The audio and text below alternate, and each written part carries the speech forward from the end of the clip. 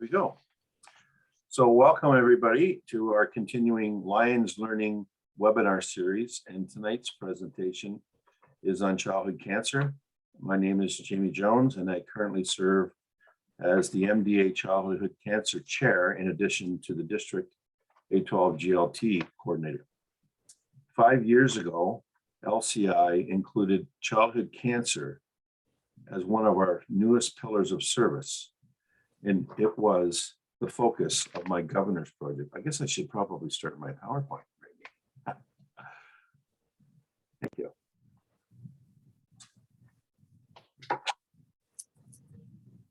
Jimmy, you'll need to hide your floating control again.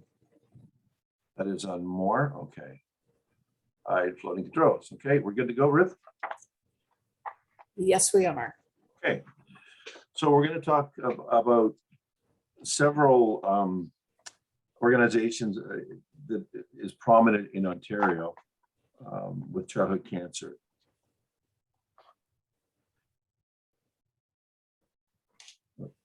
I warned this. Your child has cancer. No parent is ever prepared to hear these 4 gut-wrenching words. Yet each year, an estimated 300,000 children worldwide are dealt a devastating cancer diagnosis. The emotional, physical, and financial tolls families suffer begin the moment these words are uttered. Lives shattered in the span of a sentence. While advances in treatment help save many children, those currently battling cancer and those who will one day be diagnosed need help and hope. Causing Lions to open their hearts even wider and adopt childhood cancer as a signature cause area. Tonight, I'd like to talk about 3 organizations in Ontario, as I mentioned at the opening, that you're probably familiar with to some degree. I'd like to talk about Campfire Circle, formerly known as Camp Ooch, Camp Trillium. I'll share a couple of short videos explaining the name change and introducing you to some heroes of the program. We are going to learn about the impact of POGO, or the Pediatric Oncology Group of Ontario, via a short video. I also want to share a recent presentation with Dr. Malkin of Sickkids Hospital, talking about the amazing advancements in gene therapy through their KICS program. And last, we will discuss some easy cancer projects your club can do right now. So we're going to jump right into Campfire Circle.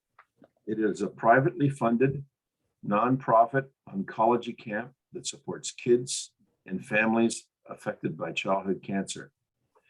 You may be familiar with Camp Ooch, particularly the in-person camp just east of Rosso in Muskoka, which is for children afflicted with cancer. However, there is also a Camp Trillium, Rainbow Lake in Waterford, Ontario, for families living with cancer. This year, the 2 camps became one, with the name change to Campfire Circle. And this is the video they launched to explain that. Hi friends, welcome to camp. We have a number of our fabulous families and volunteers with us to share some news with you. We're outside, we're physically distant, we're keeping each other COVID safe, and get ready for this. My name is Parisa, and I remember spending summers right here at Rainbow Lake with my family as a camper. I'm a program director at Camp Ooch and Camp Trillium, and I couldn't be happier to be back here at Rainbow Lake. I want to acknowledge that we're here today on the Anishinaabe and Haudenosaunee territory. We are grateful to have the opportunity to gather families here together to heal on this land. And I'm Alex, I'm the CEO, and if you're joining us today, it's because you care a lot about Ooch and Trillium. Perhaps you've been one of our volunteer camp counselors, or you've run down Yonge Street as part of the Sporting Life 10K. Or perhaps you're a donor or a fundraiser, or maybe you're one of our camper families who experienced firsthand the healing power of camp. Whether you've been involved with us for years or you're just beginning to know us, thank you.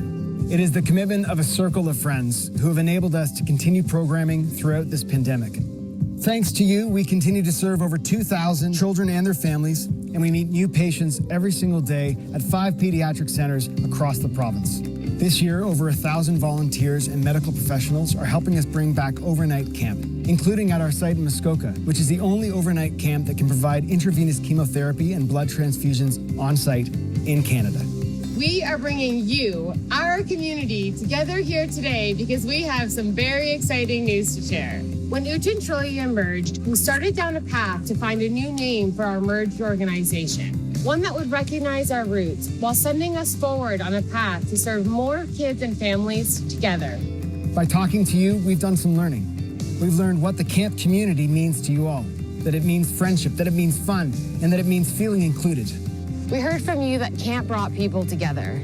We heard it was transformative for kids and families, whether in the hospital, in the community, or at overnight camp. And we heard from you that it takes a village of dedicated supporters to make it free for all families. We needed a new name that honored all of that and more. And it's an opportunity for us to respectfully retire Uchageas. We recognize that Uchageas was used without the permission of Indigenous peoples, and we believe our new name is the next step in our reconciliation journey.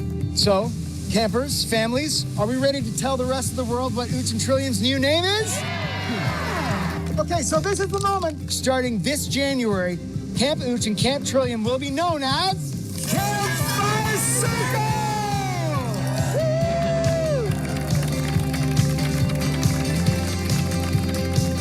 Campfire Circle is our new name because it represents the coming together of a community to create a joyful, safe space where kids can be kids and families can be families. So tell your friends. Tell your family. Tell your colleagues. Tell them about your role in contributing to Campfire Circle.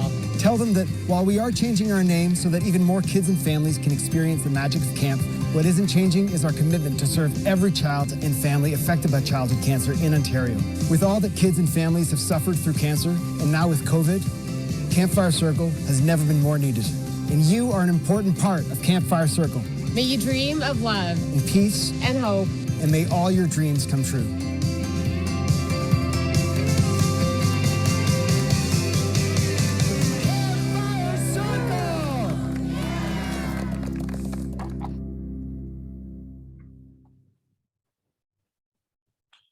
So I thought that was necessary.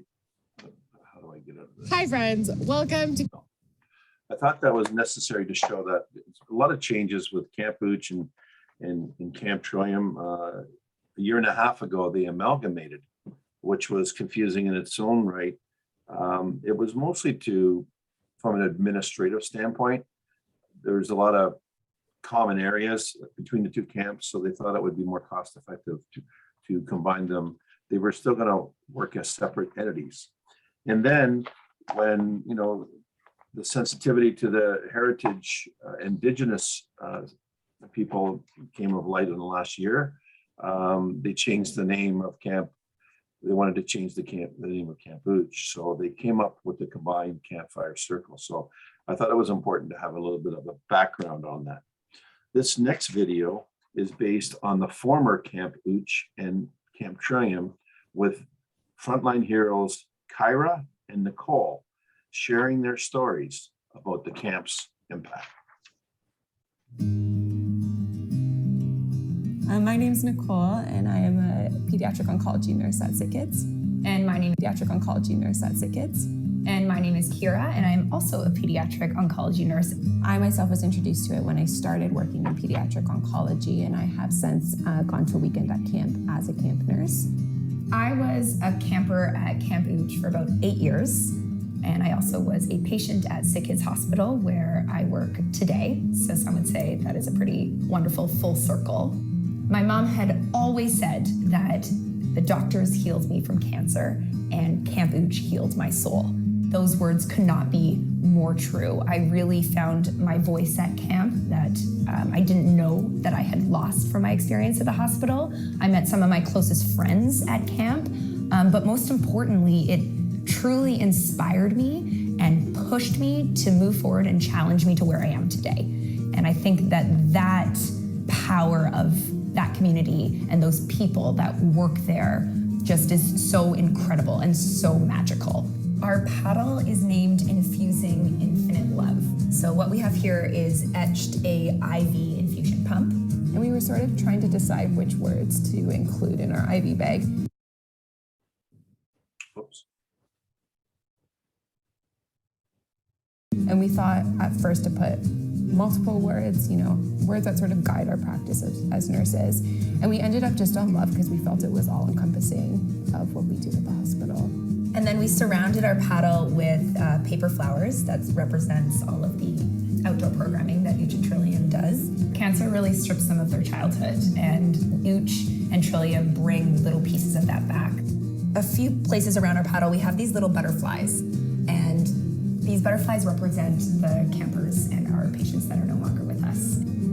Yeah, so whoever is the lucky one to purchase our paddle, know that money is going to such an incredible program. That makes such a huge difference in the lives of our kids and even nurses and doctors and everyone in hospital.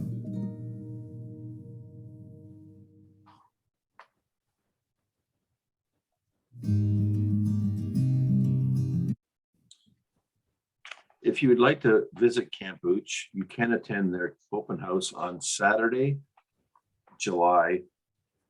I have on here the 16th, yes. I guess that is correct, yeah.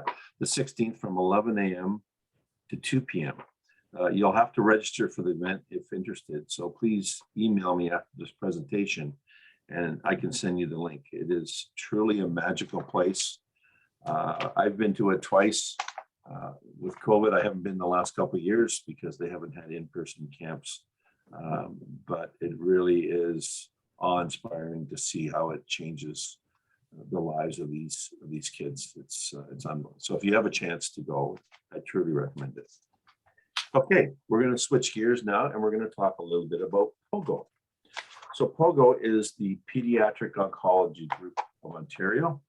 It was formed in 1983 by a group of passionate and visionary pediatric oncologists, today inspired by the children and families whose lives they work to improve. They champion childhood cancer care on behalf of the entire childhood cancer community in Ontario. Perhaps the best way to fully understand it, this is I'm going to share this next video, and it is narrated by one of POGO's founders, Dr. Mark Greenberg, who really gives the full gamut of what POGO is all about.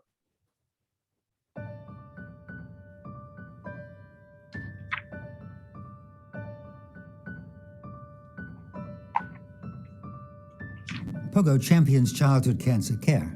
We focus on the journey of the child and the family from beginning to end in a way that optimizes health and minimizes suffering. We, the Pediatric Oncology Group of Ontario, do this through collaborations with the children's hospitals and the pediatric departments in the province. Together, we create programs, policies, and plans that are supported by government and in part by philanthropy to ease the journey and make survival the best it can be. POGO established satellite clinics across the province to enable families who live outside major city centres to receive certain components of care at community hospitals that are closer to home. The kids can stay home, they can go in, get their blood counts, which is necessary before treatment is given, before school, trot off to school, come back in the afternoon.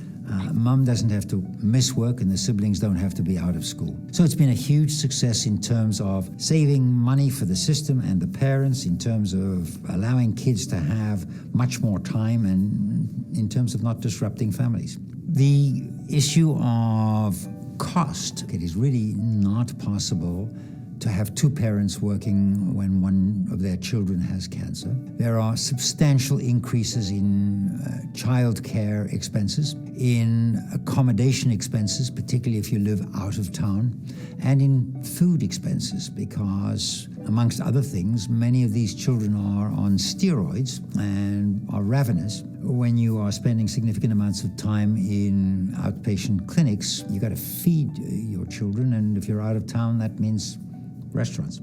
So POGO's financial assistance program, which is funded entirely by donor dollars, supports families through this enormously challenging period of treatment. No family is ever the same after a child is diagnosed with cancer. We need to recognize this. We needed to put in place the kinds of support people needed both during treatment and after. One program that has been unique and quite successful is SAFTI, the Successful Academic Vocational Transition Initiative. SAFTI addresses the issue of brain injury resulting in learning difficulties in survivors who have been exposed either to radiation of the head or to drugs that can affect the developing brain. SAFTI provides customized education and employment counseling for survivors who need support making the transition from high school to college, university, or employment. And what it really does is to look at the neuropsychological, neurocognitive profile of the child. What are their strengths? What are their limitations? And given their strengths and limitations, what are their aspirations? And how can they be brought into alignment? And then the program helps them identify the route to get there. It's a terrific program, and it's that kind of idea that really is about how do you thrive beyond survive. Treatment can have a devastating impact on the developing child. And so we started to see a lot of what are called late effects. And those late effects can be pretty severe. They can involve second cancers, in other words, another cancer developing as a result of the treatment. They can involve damage to the heart, to the kidney, to the lungs, infertility, very strikingly damage to brain from certain treatments, and therefore thinking and ability to live independently. So it began to be apparent that survival was not enough. You had to be able to make those kids as good as they possibly could be. In 2001, POGO implemented a system of aftercare clinics to monitor the health and well-being of survivors. The cornerstone for all of this work that I've described is a unique childhood cancer database called POGONUS.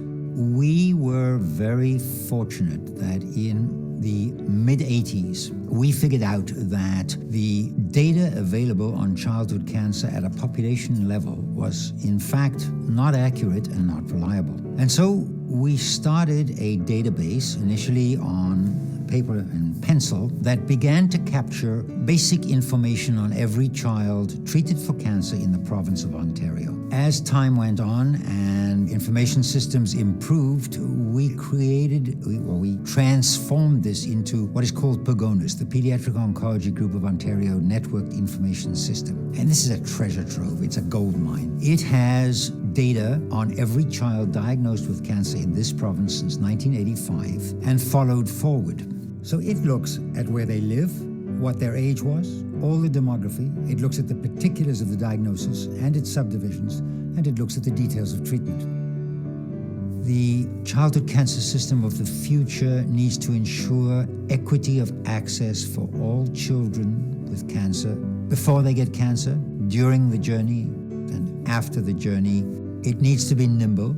It needs to be adaptable, and it needs to constantly remind funders, notably the government, philanthropists, and institutions that childhood is different to adulthood, and childhood cancer is different to adult cancer, and that children and families are a unique unit that have a tough journey to transcend and need to be supported as close to home as possible through the entire journey. That's POGO's responsibility and its obligation in the context of planning, overseeing, and implementing such a system.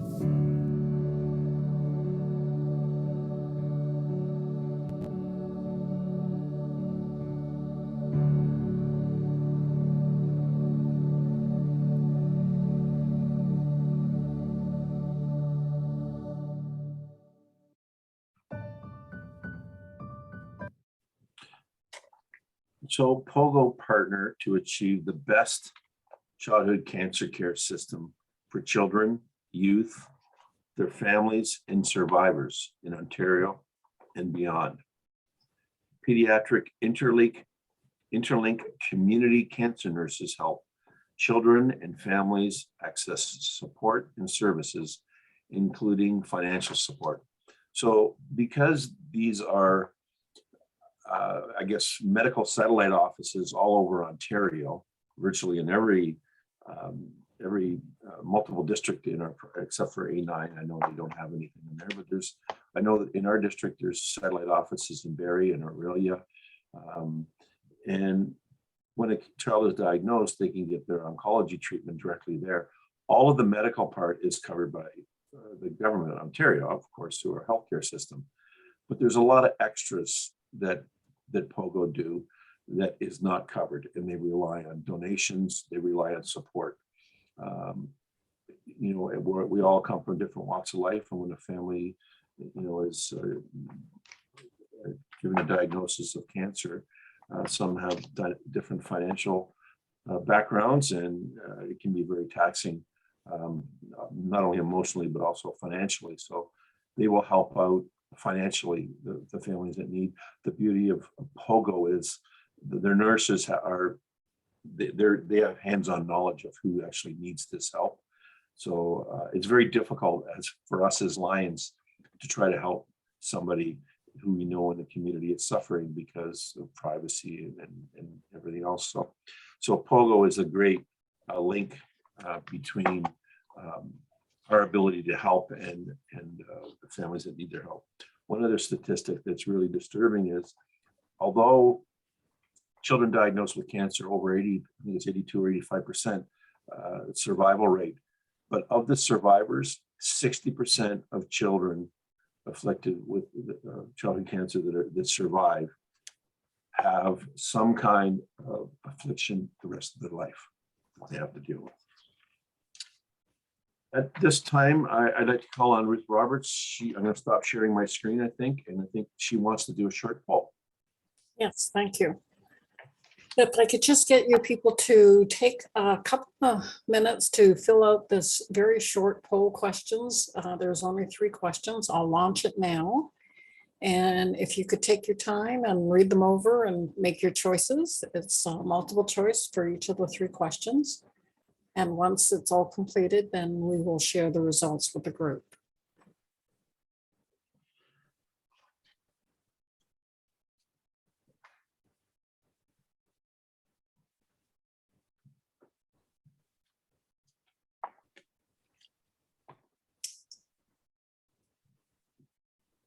Okay, 2/3 have already answered. We're just waiting for the other third of the group to respond.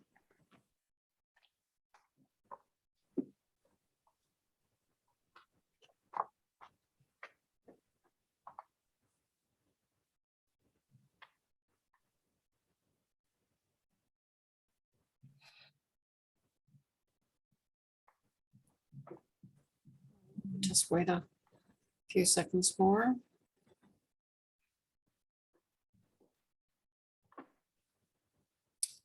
Okay, I'm going to end the poll and going to share the results with you. So as you can see, asking if it's your first LLW, 2 out of the 6 people said yes, and 4 said no. So that's good, I'm glad, and welcome aboard the 2 newbies. We also asked the number of members, and we had all 6 of you state that your club is the size between 15 and 25. It's a good size. And we asked which you prefer, webinars or in-person training, or both. And we had a mix here. We had 2 people said webinars, 1 person said in-person, and 3 said both. So we thank you all very much for sharing that with us. We're gathering that information from all of the LLW webinars that we're doing this month. Okay, thank you, Ruth. Jamie, back to you. Thank you, Ruth, for doing that poll. So I think I have to share my screen again. And here we go. So now we're gonna, I gotta do another thing here. I gotta hide the floating panel. So now we're gonna switch gears a little bit and talk about Sickkids Hospital. I'm very confident that all of you are familiar with Sick Children's Hospital in Toronto. When it comes to POGO and when it comes to Camp Hooch, this is the tie that binds. They are both all three organizations are interwoven together and know each other very well and work very well together. I'd like to talk about some exciting breakthroughs in gene therapy at Sickkids Hospital. I'm going to show you a little bit longer video. It's almost 15 minutes long, but it's really important. It's going to start off with Yelena Boknowitz, and she is the Associate Director of Major Gifts at Sickkids Hospital. I hosted a MDA Childhood Cancer District Chair webinar late last fall. We had Dr. Malkin on from Sickkids Hospital, and he was sharing an update with the advancements in gene therapy, and it truly is inspiring. So I'm going to share this with you now.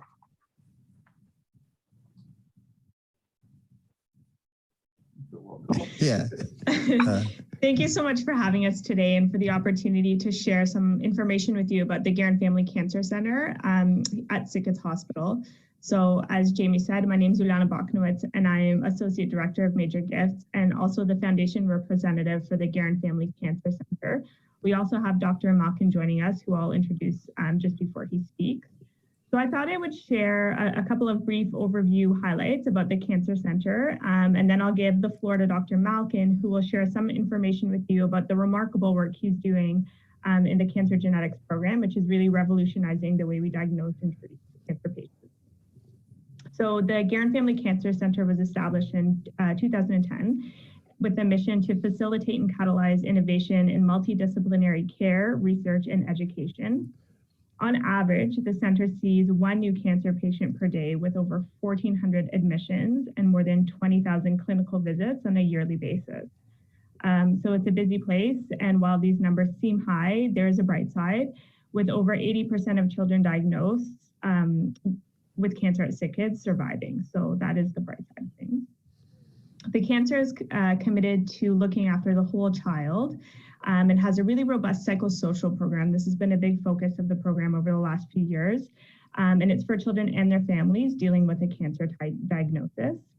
There's also a big focus on knowledge translation, and we have fellows from over 32 countries, and in the wake of COVID, the program has actually pivoted quite a bit, and they've created many, many virtual opportunities to create an even more robust fellowship program.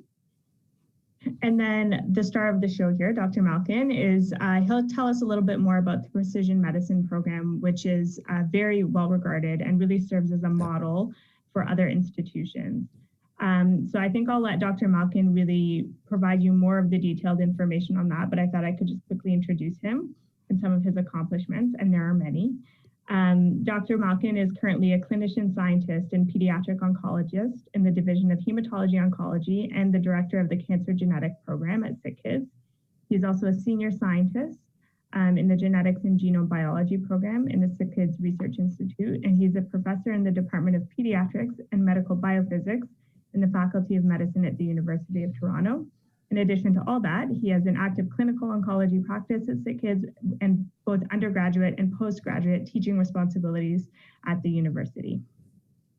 Take it away, Dr. Malkin. Great, thank you for that introduction, Alana, and thanks everybody for inviting us to tell you a little bit about this program and the excitement that it's engendering. So as Ulana mentioned, we're fortunate in this generation that yes, 80% of children who we see for the first time at Sickkids will be diagnosed with cancer will survive, and we talk about the word cure in the pediatric context, which is important and exciting. And in the whole generation or so that I've been in practice, those survival numbers definitely continue to improve. But what that also means is that 1 in 5 children diagnosed with cancer still today in 2021 in Canada and the Western world will die of their disease.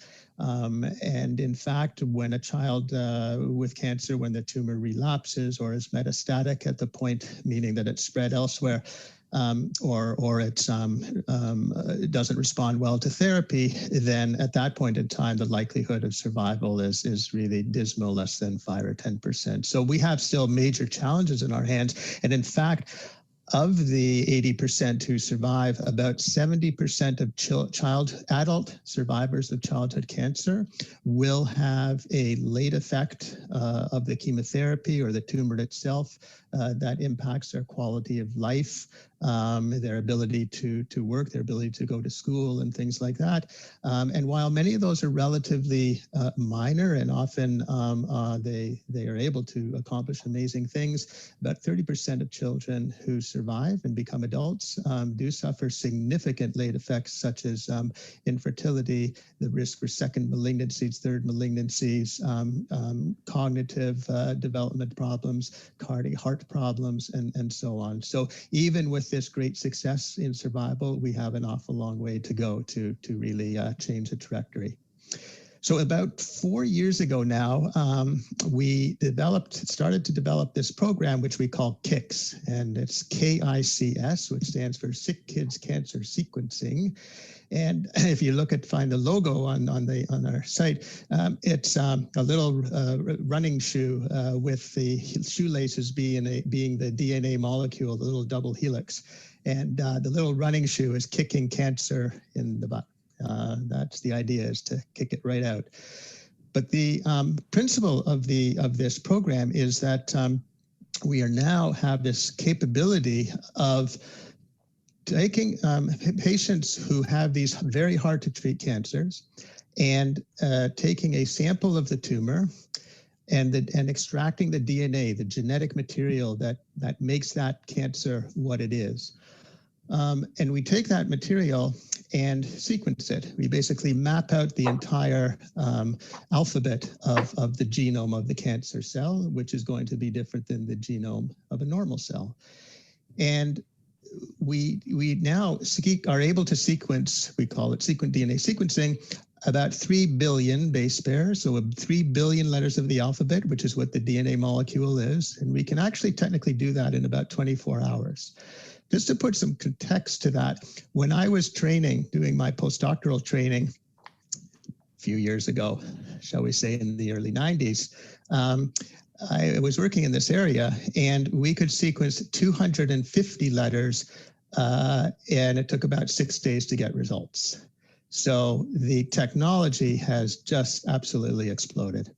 And we take advantage of that because what we do is we take these tumor samples, we run it through the sequencer, and we're able to identify changes or mistakes, alterations in the DNA of the cancer cell. And those alterations very often occur in genes that make proteins, make the things that we are made of. And when those alterations occur, those proteins are abnormal. They don't work properly. They're the things which are causing the cancer to kind of go in overdrive. Why is this important? Well, it actually turns out that about 47% of children with hard to treat cancers sequenced through this program were able to identify a genetic change in the tumor for which there is a drug that we had not previously thought might actually be relevant to that cancer. In other words, we're unlocking the secret of the cancer cell at a DNA level, and that secret is opening up, if you will, a door. We're identifying the lock, we're characterizing the lock that's causing the cancer, and then we're able to get drugs, which are constantly being newly developed, that will open the lock and change the behavior of that cancer cell. So a couple of examples, and I would have shown you pictures, but they're a little tricky we could do it on the technical thing, but I won't, I'll describe it. So one of my- If you want to show pictures, Dr. Malkin, I can share the screen if you'd like to. I actually didn't prepare any, so I will use hands. So you'll use some imagination. Thank you though, Jamie. So one of my patients last year, around this time, in November of last year, so he was 8 months old at the time, and he was in severe pain, discomfort. He wasn't able to sit properly. He was trying to learn how to stand, but he really wasn't able to. And it was because he had a very large tumor basically on his buttock. It was arising from the lower part of his spine. And this thing was squeezing on the lower spine. It was obstructing his bladder. It was obstructing his bowel. He was not able to have a bowel movement or pee properly. And then he came to our attention. And the first thing we did, among many other things, was we had a scan, showed the tumor, and we also had a biopsy. The surgeons took a little bit of the tumor, and the pathologists under the microscope were having a great deal of difficulty figuring out what this thing was. It was just a kind of a hard tumor to quite figure out under the microscope. But it sort of kind of looked like something we sometimes see in babies with this sort of presentation that we call a sarcoma, which is a tumor of muscle usually. And based on that information, I decided to treat with 3 chemotherapy drugs that are relatively mild and are usually very effective in that kind of tumor. But unfortunately, even after 1 cycle of this treatment, he clearly wasn't getting better. In fact, he was getting worse, and his parents are at a wit's end, and this tumor was visibly growing. Well, at the same time that we'd done that biopsy, we had a little bit of the sample sent for this sequencing through this KICS program. And about 3.5 weeks after it was sent, we got a result back. And the results showed that, in fact, 2 genes, so 2 parts of the DNA in the cancer cell that are sitting normally in 2 very different parts of the DNA molecule, had somehow or other come together and formed almost like a new thing. You could imagine it, it's like on your street. You have so-and-so living on Elm Street, you have so-and-so living on Main Street. They're in 2 different houses, and somehow or other those houses came together. And that's what we had. And when that happens, it actually specified a very particular type of cancer, which is extremely unusual. But with that information, I switched, and my team switched the chemotherapy regimen. We changed it immediately. And within 1 cycle, those 3 weeks, the tumor had shrunk by about 50%. After 2 cycles, it shrank another 50%. We gave him 6 more, and he then went to surgery to take out the last little bits. And I saw him in my clinic about 4 weeks ago now. He's walking, he's singing, he's waving, he's talking, he has no pain, he has no discomfort whatsoever, and he's been off therapy now since the early spring. So that is one example of the ability to do something that we had no capacity to do before. I'll leave you one more example and then wrap it up because we're open to questions. And this just happened last week. One of my colleagues has a young patient girl in her teens, beautiful, beautiful young lady. And she unfortunately presented several months ago with an extraordinarily large tumor in her abdomen, which is almost exclusively only seen in adults. And it's extremely difficult to treat. It just does not respond well to treatment. But we tried, it grows very slowly, and it really wasn't getting anywhere. It's just getting bigger and bigger, and she's in more and more discomfort. Again, we sent the sample off for sequencing, not really in this time expecting very much. It was almost like a Hail Mary, maybe we'll find something. So last week, at the weekly molecular tumor board, where the entire team of geneticists and bioinformatics and oncologists and genetic counselors, psychologists, everybody, we sit around, we figured out what's going on. The report came back, and there was an alteration of 2 genes that similarly came together, 2 houses that merged. And I'm sorry, that result came back a few months ago. But what we found at this molecular tumor board was remarkable, because at that point, 3 months ago, my colleague started her on a new drug. It's an extraordinarily new drug that is being made available that happens to target the key that targets this particular lock. And at the tumor board last week, we saw the first images, and this thing has shrunk by 30%. The kid is actually, she would be going to school, except there is no school. She's now at virtual school, and she can sit in front of her virtual camera for an entire day at class without having pain. She's coming off her morphine and painkillers. She's on this drug, which has almost no side effects. We're at the point now, it's like, this is really almost a miraculous recovery. We have never seen this before for this tumor and in this context. And that is what KICS is doing. So we're excited. We've currently sequenced and enrolled about 500 patients. Do all the patients respond and do we find a drug? No. But what it is, I said 47%. So those are 40% of children who otherwise had run out of all options. Otherwise had no options. And it's only a matter of time before we're able to expand that and build that and continue to move it forward. So that's sort of a summary of where we are. It's an exciting time. It's exciting age. This is the new wave of cancer work. And it integrates these fundamental basic science and researchers with the clinicians who take care of the patients. And it's just one of the most exciting periods of time in my career. And I suspect over the next decade or so, it'll just explode with more stories. I thought it was important to show that video for two reasons. Number one, just to give people hope for the amazing work that's being done at Sickkids Hospital.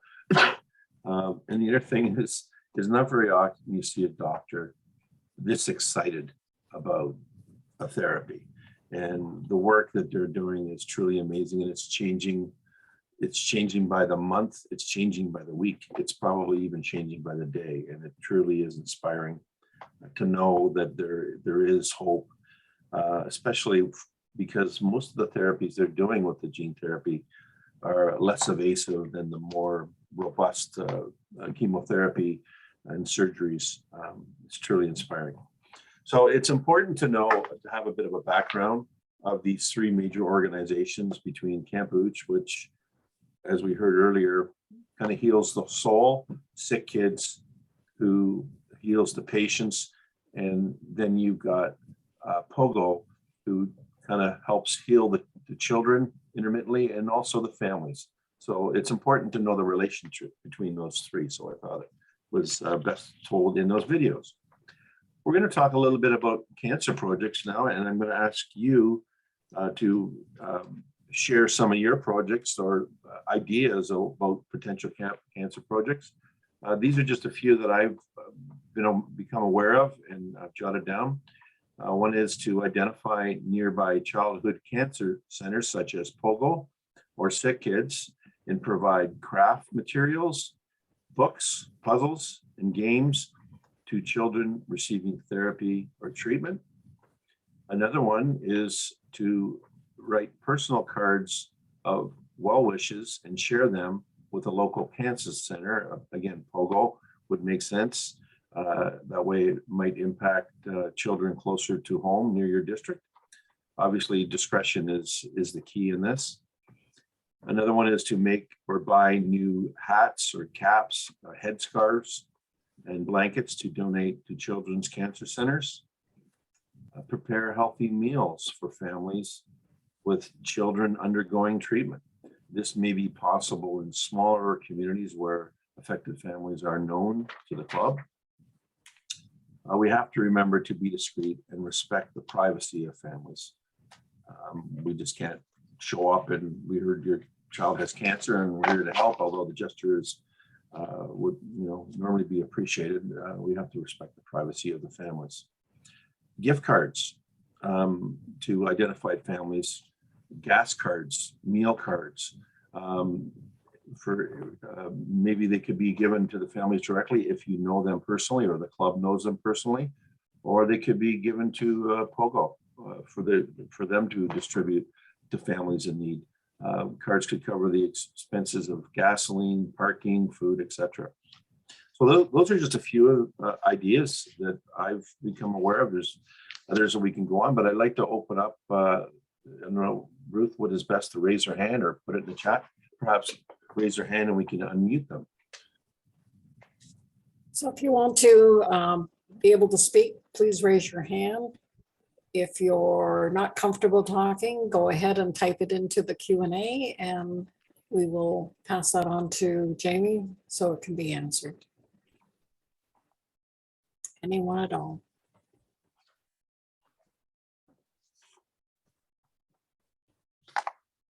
Any other cancer Okay. project ideas? Denise has a comment she would like to make. Denise, please unmute yourself. Go Thank ahead. you, Ruth. Yes. So our club, in addition to contributing financially, making financial contributions to the local satellite clinic in Aurelia, we have made donations of activity books. I believe that's one thing that was mentioned earlier. And primary readers. We're looking at that. We do run that program elsewhere at the hospital, but hoping that we can bring that into the POGO clinic and bring in primary readers, like books from the library, that they can keep and share with their siblings. Thank you, Denise. Perhaps Randy can mention, I know Penetanguishene Lions, they've had some interaction with POGO. Randy, you want to discuss what your club has done? Hi. Yeah, our club has done the get well cards for the last 2 years. So we've done about 100 cards each year, I think. The members seem to really enjoy doing it. I don't know if that's the right word, enjoy, but they do it right. Some members write out 20 or 30 cards, where some has only write 10, but every member seems to take some, and we really think it's a worthwhile project, sending out cards in February during Childhood Cancer Month. Personally, every year for this has been my 4th time I do a fundraiser for Sickkids, for kids with cancer. It's a virtual bike ride for the month of August. I pick a distance I want to ride in that month, and then I fundraise for it. So it goes towards cancer research for that Dr. Malkin, and it goes towards treatment and care of kids, sick kids also with cancer. I do this because I do it because I love kids, and I don't think it's fair or right that they should have to battle cancer at such a young age. But one of our members, her daughter is a childhood cancer survivor, and some of the things Dr. Malcolm said is so true.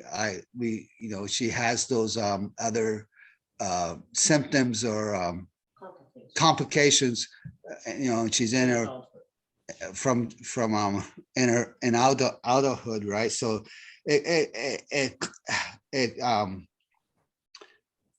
hits home very closely for me and my club. So that's why our club and myself, we take part in helping to support these endeavors. Thank you, Randy. Jamie, Claire mentioned that these are really great ideas, and she will share them with the clubs in her area.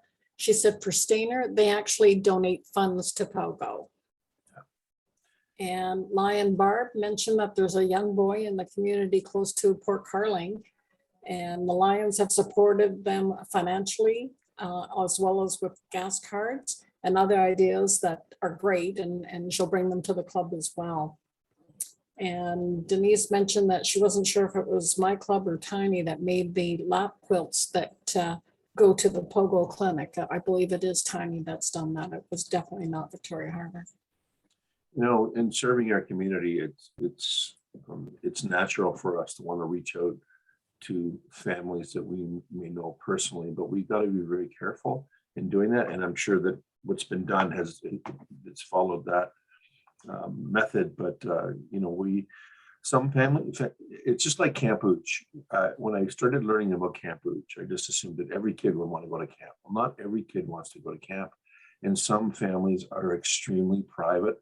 Whether it's right or wrong, we have to respect that. So, and it's the same with help. Some don't want to discuss it. They just want to stay in their little bubble. So as much as we as Lions want to help, we got to be very careful. That's why it's always safe to do something by giving it directly to POGO, because we know POGO is on the front lines. They know the people that need the help, and it's easy to give them the stuff to distribute. I know Elmville Lions have done a bunch of work. They've actually sent a bunch, I connected them with Lynn Wilson from POGO, and they dropped off a whole bunch of children's readers for them. I believe it was books to them, and that way they can distribute it to the kids in need. So we're going to change. We're running out of time here. I only have one last topic to discuss briefly, and I'm going to start sharing my screen again if there's no more questions, Ruth. No, we're good. Okay, I got to share this, and I got to do this, and say, okay. So now we're going to talk a little bit about, is this working? Okay. Our foundation's childhood cancer grants provide the unprecedented opportunity to strengthen medical and social services to help children fighting cancer and to enhance the quality of life for them and their families, said Vice President Patty Hill. I encourage utilizing our LCIF childhood cancer grants. With our foundation's support, we can spur even more progress and ease the burden for so many. These LCIF grants are more pointed towards districts, although it could be inspired by an individual club or clubs. But the LCIF grants, there's several that are available, including matching grants. From July 2021 to January 2022, LCIF awarded 17 childhood cancer related grants totaling $1.1 million US. You can visit lionsclubs.org to view the grants empowering Lions to improve the quality of life for children receiving treatment and their families. There are a number of grants available, some that get involved with helping medical care supplies. I know that in A711, I think they got a matching grant for, I think it was it $75 or $100,000? I think they raised 75 and they got a matching grant for 75. And they got these cube monitors for McMaster Hospital. Bob Castor, who's a Lion in A711, his granddaughter was afflicted with cancer, and sadly she passed. And she attended the McMaster Hospital for children in the cancer hospital. So they were indebted to help that facility, and it was truly inspiring. And I think it was, I don't know, it was 5 or monitors. I don't know if they were 25,000 or 6 monitors or something like that, but it's specific monitors for children. Nancy might know more about it, but anyways, they got a grant for that. So the grants are available, but again, they're more pointed towards the district. So that, I guess, concludes our presentation tonight. This was more about bringing together the importance of Camp Ooch, Camp Trillium, now known as Campfire Circle, POGO, Pediatric Oncology Group of Ontario, and how it works, and the Sickkids Hospital and the amazing work that's happening there, and to talk a little bit about some potential cancer projects that you can do in your club. The one project that Randy mentioned about the cards of good wishes for children, it's just a little bit of moral support. I know Len Day and Randy have actual wording that you can utilize, but it basically just says we're thinking of you, and on your journey, and signing your name from the local Lions Club. It's not much, but it's something, and that's something that every club, even during the pandemic, can do. That you can do it in the comfort of your own home, and collect the cards and deliver them to POGO or Sickkids or wherever. So that concludes this presentation. Any questions, comments? Now's the time to share. So I'll put your name in the chat. I will just I'll show this at the end. I'll stop sharing my screen and see if there's any questions. Actually, Jamie, can you bring up your screen with the final webinars that are coming up? Okay. So You want to talk about these, Ruth, or shall I? You please do, Jamie, you're as leadership chair. Our continuing series next week is Hunger, Food, and Climate with PDG Randy Hargrave. And week after that, on the 19th, is Membership Retention with PDG Ruth Roberts and Len Day. On June 2nd, Diversity, past District Governor Dan Sabanda, who's the GMT coordinator for MDA, he's going to be joining us to talk about diversity. It's from 7-11. Our own Nancy Hargrave and Christine Engel from A16 will be presenting accessibility, which is new to us, and there's some important information that we're all going to have to, all our clubs are going to have to come to terms with in the very near future, because it's going to be important for accessibility in our clubs, in our club environment. And our last one is orientation with Region Chair, actually I should say Second District Governor-elect Denise Naughton, and First Vice District Governor-elect Jerry Rebido. We have in-person training on June 4th at Tiny Township. We're going to be presenting club secretaries with PDG Ruth Roberts and Bob Murray. And we're also going to, at the same time, have club treasurer training with District Governor-elect Sheila Webb and past zone chair Jillian Reynolds. And on June 16th, Len Day will be presenting the club president's course. Okay, so that concludes our presentation. Oh, I'm going to stop sharing my screen. So if there's any questions, I see a couple things in the chat, Ruth. Yeah, there's one question from Claire. She is asking about the well-wishing cards. Are they done generically and staff hand them out? Is that what happens with them? Yeah, you don't put a name to it. You can, I think you can name it. Actually, Randy, perhaps you can address that, but I think you just do it generically. Put the body Right. The cards are done generic. We don't put a name on them. We don't have names from them. And then we just write our little message and then sign them from the member plus the Pentank Machine Lions Club or your club. Then we just gather them all together. Then we send them to POGO. We send them to POGO in Toronto, and then Lynn Wilson in Toronto, and she looks after handing them out to people there. And I have her contact information should anybody need that. And Barb was asking if this particular presentation was going to be on our A12 YouTube channel. And of course, I replied back saying that, yes, this one and all of the LLW webinars will be. All 5 have been posted to the YouTube channel. All 5 or 4 that we've done have been posted. And this one, all of these are being recorded for posting on the website. Yes. So Lion Barb says that our present, oh, sorry. Not the website. They're posted to our YouTube channel. Barb said that she wants to thank us. It was very informative. And Denise says that, Jamie, you nailed the presentation. It was very enlightening and enjoyable. Thank you to both Ruth and Jamie once again for our time.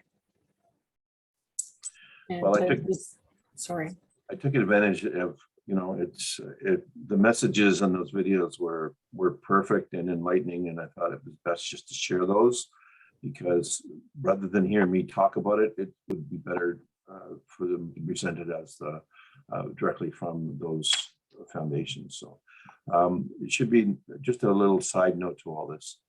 So I want to keep saying Campfire Circle, they have a lot of private funding. They don't necessarily get any government funding, perhaps a little bit of medical.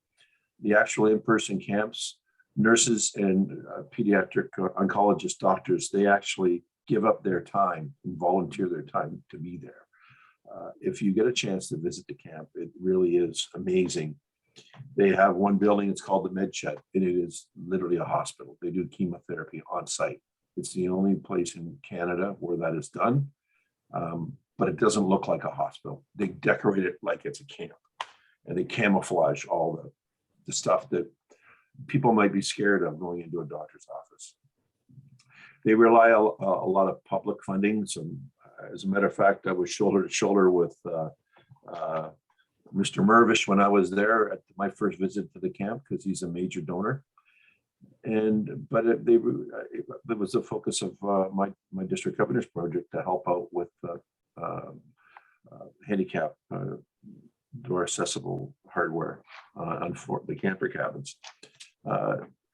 Obviously, Sickkids Hospital.